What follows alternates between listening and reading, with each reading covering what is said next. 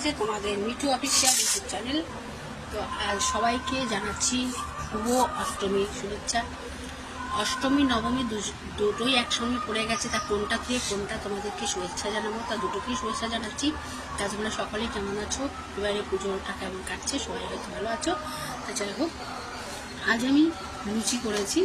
একা একা হাতে কখনো লুচি বানানো যায় বলো, আমাকে সকালবেলা উঠে সব কাজ করতে করতে হয়েছে, বেলা হয়ে গেছে করতে।